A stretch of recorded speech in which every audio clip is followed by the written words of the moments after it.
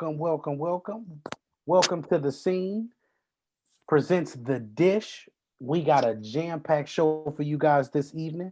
We are coming to you live today to talk about the NL play with some playoff reactions. We got the new playoff picture moving forward. Now that we've got some teams that moved forward, that moved on, and we're just gonna go ahead. We're gonna attack this thing. I'm your host today, Germ So True, and we got the whole crew with me. We got our guy Young Art. We got Category Five Storms. We got my guy Tie Through, the Drive Through King, and we got, of course, the MLB guru himself. And ladies and gentlemen, man, we're just gonna make this real simple. We just want y'all to go ahead and sit back, grab your popcorn. I know that this football game is not impressive. I know some of y'all not even worried about the basketball game because it's a foregone conclusion who we think is going to win. So with that being said, we're going to start it in the AL. Jorge, roll that beautiful bean footage.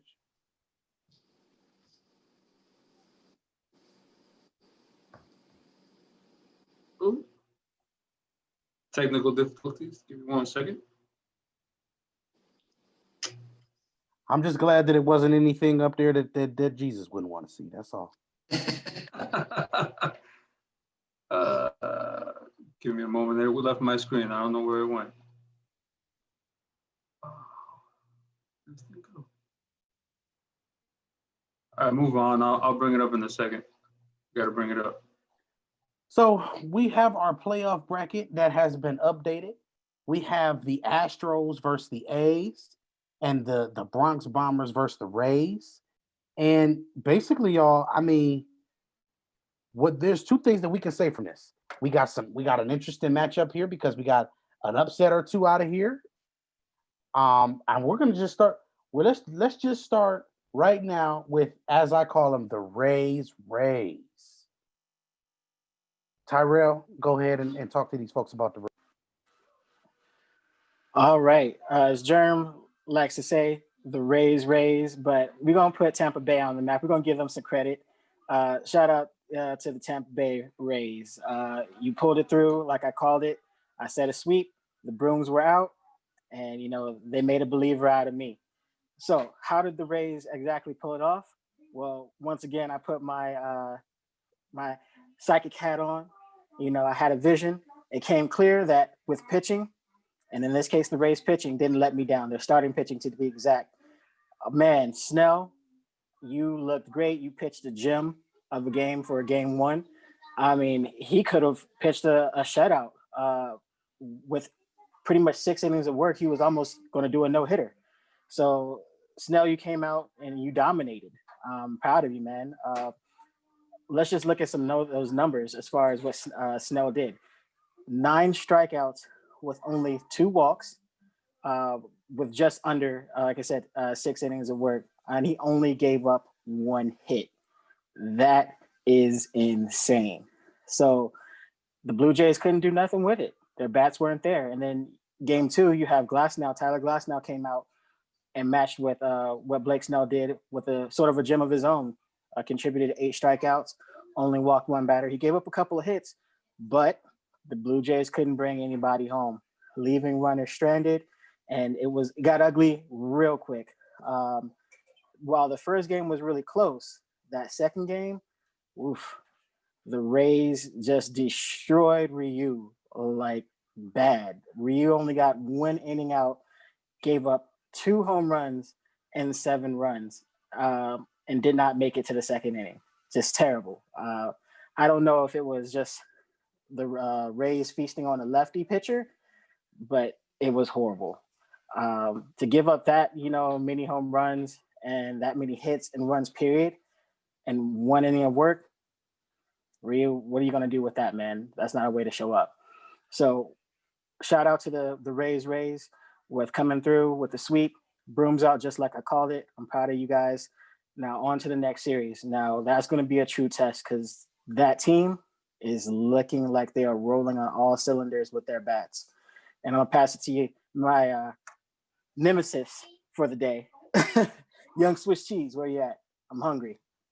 Here we go. All right, that was good there, but we're gonna battle back and forth today. I get it, Ty. I get it. So the Yankees, The bats. We can talk about game one. Garrett Cole pitched a gem, 13 strikeouts in 7 innings, no walks, 6 hits, 2 earned runs. You know, you can say no matter what, they were going to win that game as long as their bats kind of showed up.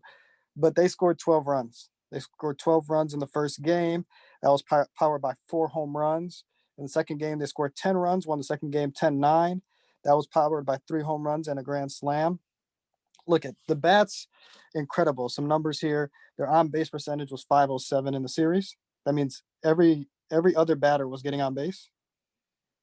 50% of the time, the batters got on base. Their batting average, 383 in the series.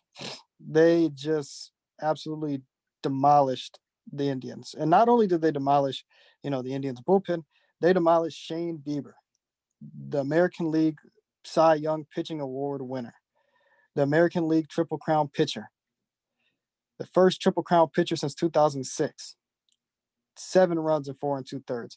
This lineup just absolutely crushed the Indians. And Urshela, I would say, would be my pick to say just the most fascinating story in the series in terms of a player. And he played lights out defensively. He had a grand slam in game 2, a big grand slam in game 2. And the reason why I bring him up is just a couple years ago, Urshela was playing for the Indians. He came up in the Indian system. And then he proved in 2020 to be the one that kills the Indians' hopes at a World Series bid. And one interesting stat I'd like to throw out there, 14 out of 22 runs came via the home run for the Yankees. That would be 63.6% of their home runs. I think that's accurate. I don't know if my stat man wants to look that up. It's 14 out of 22.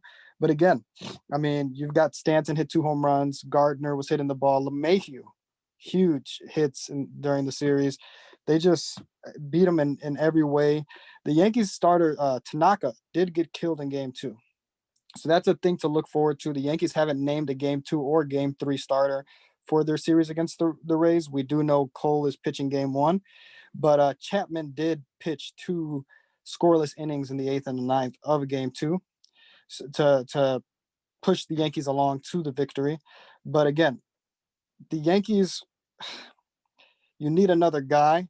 That's the only thing that I see that we can look at as a negative. But I mean, as long as you're scoring 10, 12 runs a game, you don't need much pitching. I mean, that's just being realistic. You don't need very, very much pitching. But 7 home runs, like I said, being dependent on the home run ball, that's not going to help you against a team like the Rays, who pitch and have a lot of ground ball pitchers too out of the bullpen.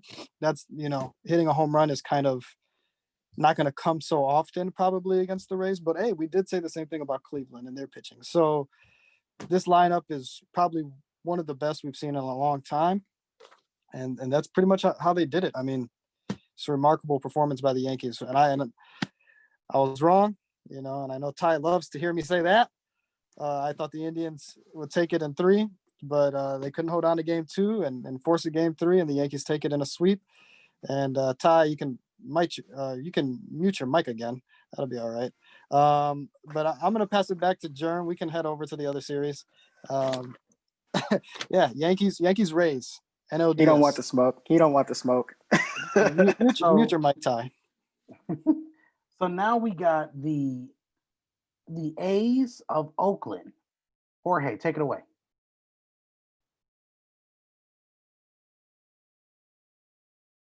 Sorry about that. Yeah, first of all, the game 1 was all Lucas Giolito. That's all I gotta say, man. His first ever playoff game, his first ever playoff appearance. He goes 7 innings.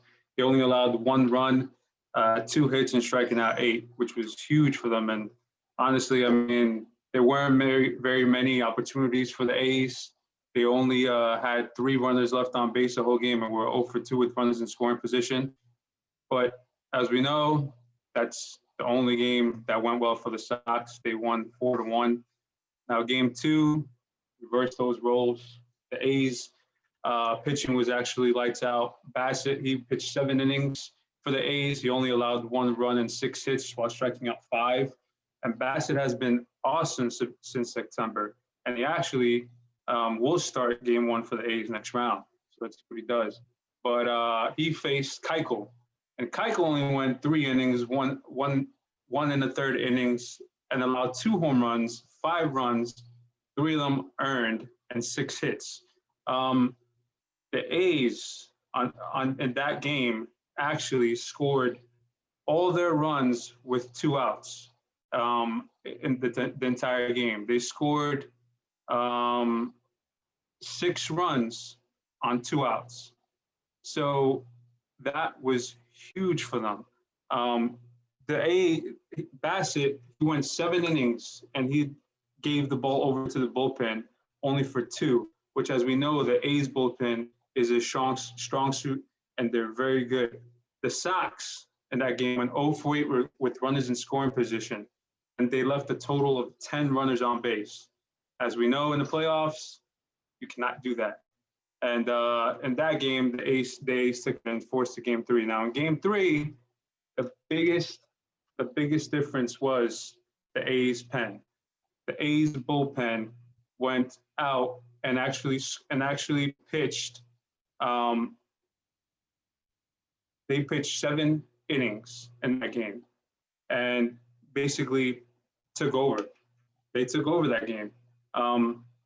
The score ended. They pitched in the total. They pitched 14 innings and only allowed 6 runs. So they have the 2.33 ERA, which is good, but I think against the Stros, they're gonna have to pick that up in the next round. And just to kind of give you an idea, this is the first series that the A's have won since 2006. 2006. And I want to throw it over to Storm, so I got to see what he say. How are the Astros actually going to compete against this bullpen of the A's? Well, the Astros came up against some good pitching from Minnesota in game 1. Maeda went 5 innings, 1 earned run. He actually left the game with a lead. He was able to keep him in check for 5 innings, and then they actually ended up getting. They should have only scored 1 run, to be honest. Excuse me. Julio Blanco had a bad throw in the top of the 9th that allowed the inning to continue. They ended up getting a couple of insurance runs there. There was also a double by Nelson Cruz that Reddick misplayed off the wall. I felt he would have been able to save the run there. So I think that they were held in check pretty well by the pitching there. They also missed a couple of opportunities. They had the bases loaded in the 4th. Reddick went down swinging on a breaking ball that I believe he chased outside low and away. But in game 2, excuse me. Game 2, they hit a little better. They put 5 hits together. They scored.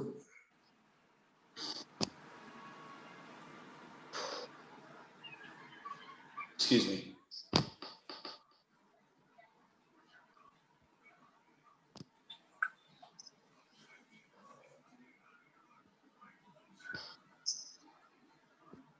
Yeah, I gotta hop off here.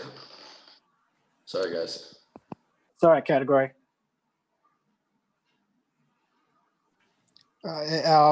So he was at game 2. Game 2, we had an actually interesting game. Barrios gave, I believe, 6 innings of good pitch baseball, and the Astros ended up taking that game behind a shot by Carlos Correa, actually to center field, a 2-run homer by Carlos Correa that put the Astros on top, and they stayed with the lead.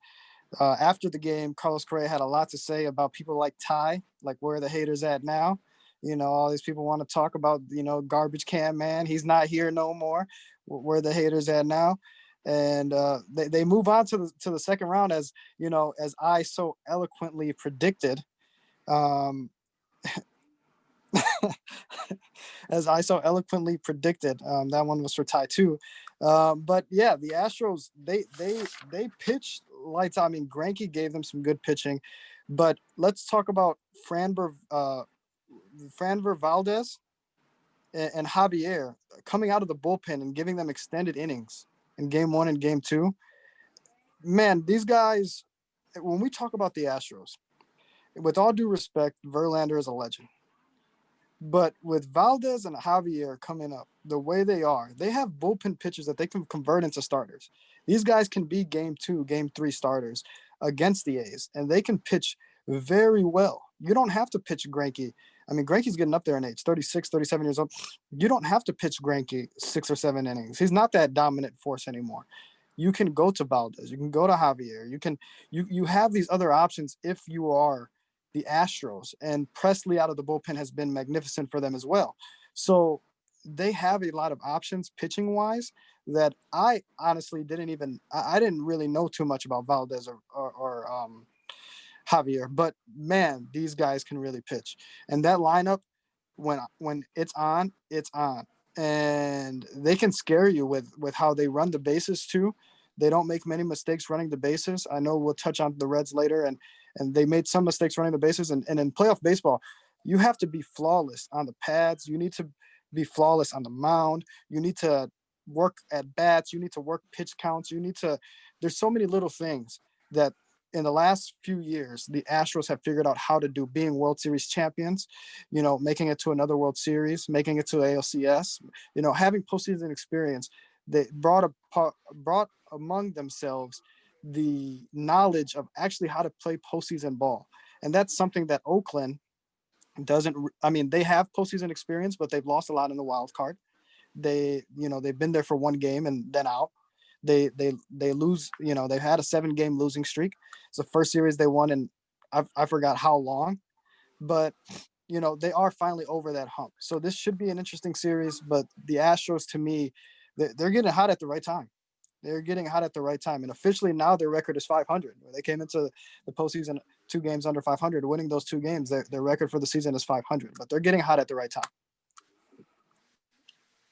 Yeah, and if I could piggyback off though real quick, Jerm, off of what Young Swiss was saying, getting hot. Let's be clear. Both teams, the only thing that's hot right now is who's throwing the ball, because it's definitely not either team that's hitting the ball, because both teams were trash hitting wise. So I expect this next series to be a big pitching duel from the bullpens, both bullpens. Now, I give experience to the A's, but if the Astros are emerging with their bullpen like they are, I mean, this is going to be crazy. And that Astros Twin series, only a total of 9 runs were scored between both teams in 2 games. Like, either you figured out the kryptonite to these supposedly alleged past super bats, or just the pitching is that good, obviously. So I just wanted to throw that in because, I mean, to only have that many runs and Twins, I mean, Nelson Cruz is looking at you guys like, help me. He drove in the only 2 runs that were scored in that series. So we mean to tell me only one man has the answer, and that's what happened to the Twins. So that's why you're no longer here. Yeah, and to go to what you guys are saying, kind of reiterate it. The Twins twice in 2 games got the bases loaded in the first inning and could not capitalize, not get 1 run in 3 batters with the bases loaded. You cannot do that in playoff baseball. And if you do it, you're going to be doing exactly what the Twins are doing now, chilling on the couch, watching the games, just like us. Yep. Exactly what it is. So now that we have the stage set, we got Astros versus Rays. So since our guy needed to jump off real quick, he shouts out to him for being able to jump on with us in the first place. Shouts out to Storms. Check this out. We're gonna go ahead and we're gonna pick, and you're gonna get Germ So True analysis today. So now that we got the stage set, A's versus the other A's, but the A's with the asterisk, as they call them, which I don't think there should be an asterisk, by the way. But I'm just letting y'all know what everybody else be saying. And, some of y'all are like, hell yeah. Hell no. They lost. The point is, they won and the other team lost. That's all that matters. With that being said, I'm going to start off the picks. I'm telling y'all now, give me the Astros. Ooh, how many games? Give me the Astros. Give me the Astros in 5. I want to see 5 solid games here. I think, number one, the A's in general, we talked about the bullpen. We talked about the pitching staff. We've talked about all of the things that the A's are. The one things that the A's have not been is consistent. 3 games is a lot different than 5 games. 5 games presents a whole nother challenge. I think overall, I think the Astros do just enough offensively to be able to score and average at least 3 runs a game. 3 runs a game can beat this team over a duration of 5 games. They hit enough. I don't care. Hey, I said the same thing about your boneless chicken wings. So with that being said, That's where we're going. Okay, that's where we're going. That was personal. That was He's bringing personal. that heat tonight. No, Ty, so with that being said- Ty, your 2 minutes are on the clock. Ty, your 2 minutes are on the clock. so what? Yeah, but give me the Astros in 5. Like I said, I think they can score 3 runs a game to actually make this go the duration, because I think the A's are going to have some games where they can potentially score 5 or 6 runs, especially when we get to game 3, maybe game 4, things of that nature.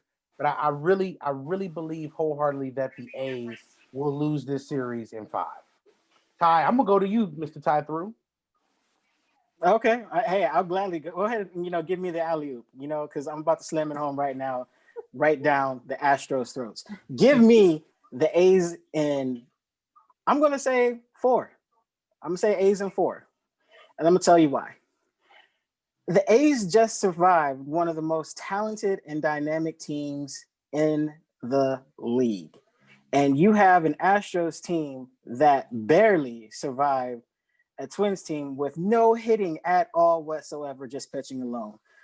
Now, if the A's can survive Tim Anderson having 3 hits per game, can survive Abreu and all that dangerous lineup, I'm just throwing out a few things there. I think that the A's are ready, with their bullpen, and they have more experience, like I said, and they rallied better to me than the Astros. They got it done. It wasn't pretty. And yeah, we know the Astros aren't pretty either, but you can't tell me that Jose Altuve is going to come in this series and not have a hit, and the A's are going to win this series. That's what Altuve did last series. 7 at-bats, no hits. Come on. Now, I know he got walked a couple times. I'll give him that. He didn't strike out. But you can't tell me the White Sox, who left runs on the board and had an opportunity to win this series after blasting Luzardo, that the Astros are going to take advantage more so than the White Sox. You can't tell me that. So give me A's in 4, 3-1. And Luzardo, you'll bounce back, kid. You'll bounce back. So show them what you got. Take down these Astros because they don't have any trash cans. They are trash. All right. Now, with that being said, I'm going to look at the young Art. Art, make some sense of this because I don't know what you thought about. Yeah, that was a bunch of, I don't even know the word. Bring it on. 2-1. Bring it on. I'll take it. I'll take it. All right. So let me lay this straight. We're talking about the White Sox, the Chicago White Sox, and they have no playoff experience, and they almost blew game 2. They have no playoff experience, and they still won a game. And you mean to tell me that the Oakland Athletics, the one that you saw pitch against the White Sox, is going to go up against a lineup that won a World Series, almost the same lineup, and not get beat down? this is just not fair for the A's. Give me Get the this man a Astros in Snickers. 4. Get this Let, man a let me Snickers. let me tell you something. I don't know if they'll do it with this knife or these scissors, but they're gonna chop them up. It's over for the Athletics. It is definitely over. You know, I don't know what to make of this tie. I know you don't like the Astros, and I know you're gonna pick against them, but come on, man. Come on, man. I like Bassett. You know, they're all right. They're from Oakland. It's okay.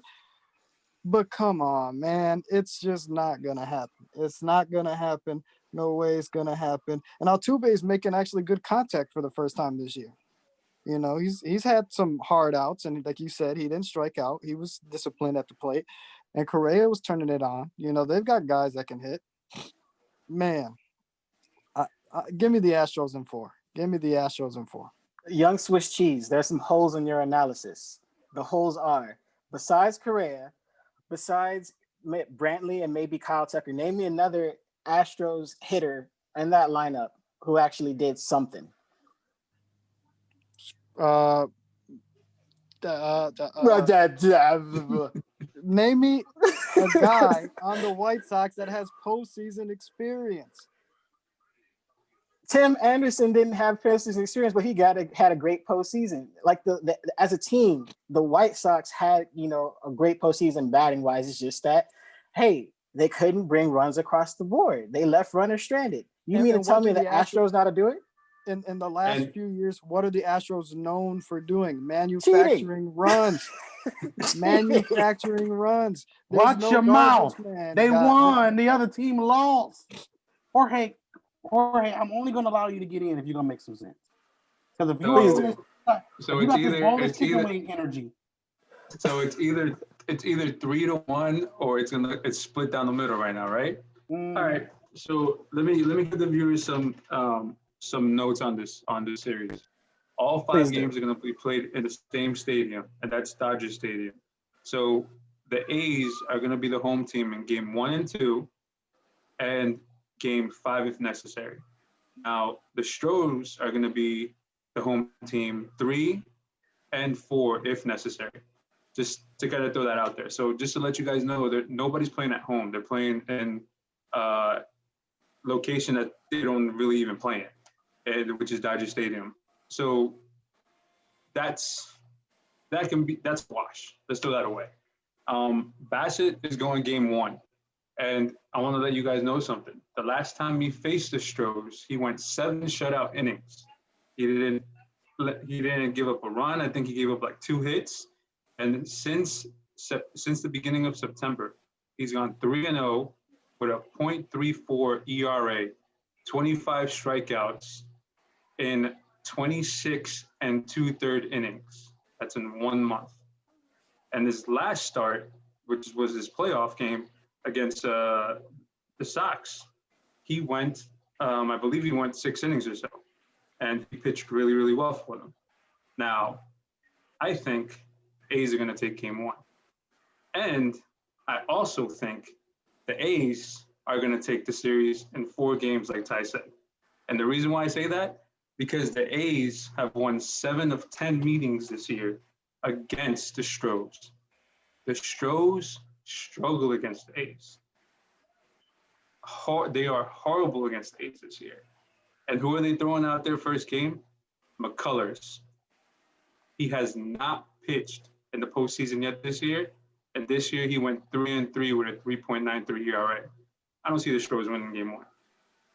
What game do they win? Maybe game 2 when they throw out Greinke.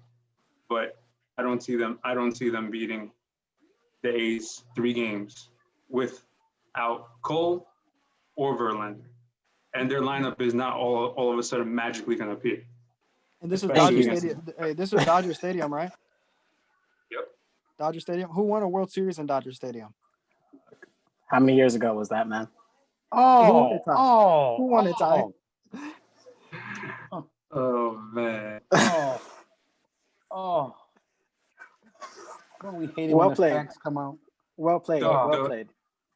Now, if the Stros do get their lineup going, like Jerm was saying, the Stros really only have to score 3 or 4 runs a game. And they're going to beat the A's, but I don't see it happening against that. that Okay. pitching. Okay. Well, okay. Pitching. I don't believe you. Next, we got the Rays versus the Yankees. Man, give me the Rays in 3. I don't trust the Yankees. I don't trust no team that's all offense and no defense. Give me the Rays in 3. Stephen A. Germ style. Sweep. Oh, sweep. Okay. Whoa. A cleaner woman is a woman who. Oh, sorry. I'm just gonna be honest with you. You know how you got that one team that you just can't beat? It's the Rays for the Yankees. That's the one that thing all season. They can't beat them for nothing. Like, the bats look slower. The base running looks worse. I mean, the home run balls look like it's gonna get there, then it's into the glove. It's swing and a miss. I don't know. I just don't see them being able to beat this team. I think the Rays are a team that I also think can score with the Yankees. So if the Yankees jump on them early with like a 5-0 or something like that, I think the Rays have the pitching to be able to stay in the game and be able to at least work themselves methodically back into the game after the first, second, third inning. That's an important thing because in playoff baseball, especially, sometimes it's not about scoring a lot of runs in one inning. It's about just methodically chipping and getting yourself back in the game. And that's how you put pressure on a team like the Yankees that score 4 runs in one inning. Like the Yankees score a lot in certain innings. If you look at the Indian series, they had 2 or 3 innings in that series that they just destroyed the Indians. When I'm talking about destroy, I'm talking about you looking like, man, is anybody pitching for the Indians? It looked like I threw that pitch right there. I'm just being honest with you. So I think the Rays if the Yankees are Superman, in the words of the great people, I be on that kryptonite. I be on that. Go ahead. All right, go ahead, Ty. Ty through. You better get this one right. Dang. Look, we gonna fight off screen about that previous season. I'm not gonna let that one go. But anyway, thank you, Jorge, for having sense of all this. Like my numbers guy, Jorge, making sense of it all. But this series I went back and forth over because you can't deny the fact that both teams have a lot of momentum. I think the Yankees have a little bit more, but I will say, give me the Rays in 5. This is gonna go the whole 5. And I'm gonna tell you why. The Rays can't survive a series against the Yankees like they did the Blue Jays with flashes of good offense and then just terrible bad offense like that game 1. The more pressure you put on this pitching staff, both your starters and your bullpen, it's harder to, not factor a home run out of nowhere from the Yankees, which can and will happen. I mean, let's look at, what the Yankees, did to the Indians. Yes, they rocked the Triple Crown winner. That's something serious. Then come back, like I predicted against Carrasco, they rocked him too. So somewhere, we're going to have 2 opposing forces crash, and that's why we're going to get a 5-game series unless the Rays show me something with their bats. And I called them out, the last series. Again, you're going to be key to the series too. Willie Adames, you have to wake up. Brandon Lau, you're going to have to wake up too, because you're not going to be able to consistently win 3-1 games or basically 1-run or 2-run games against, the Yankees. And shout out to Aroldis Chapman. Way to close out 2 innings against, the Indians in that game too. That was impressive. After Tanaka blew it, and then you had, some other of your bullpen peers, kind of meh pitching, for the Yankees to bring it back and you close it out the way you did in game 2. Salute to you. So I said, the X factor for the last series was going to be that Yankees bullpen, and I was vindicated. So, Jerm, I know what I'm talking about. Game 5, give me the Rays. Jorge, I'm going to let you go next. All right. You good?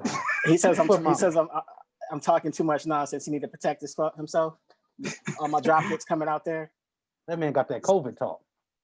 Spreading the Rona.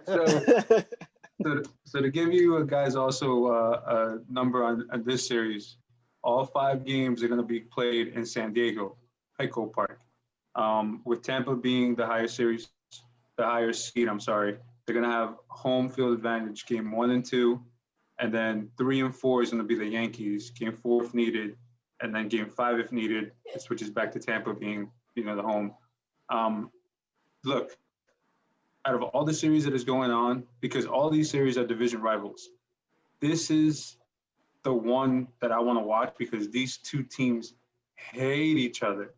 They hate each other. There's always at least one brawl every year with these two teams. And this year was when Chapman threw a 102 mile per hour fastball at Mike Browser's head. And they were scrapping. They were going to go at it. They had a bench clearing incident, but because of COVID, it stopped because it's not allowed. Anyway, the Rays this year, like Germ and Typher were saying, were 8 out of 10. They won 8 out of 10 versus the Yankees. The Rays, they rely a lot on their bullpen, And now the Yankees, they rely heavily on their lineup. In this series, something's got to give.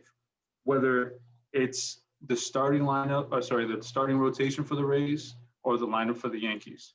Now, if Snell is able to go like he did game 1 versus the Sox, game 1 versus whoever they just played. Blue Jays. There you go, Blue Jays. They are going to succeed because he can pitch game 1.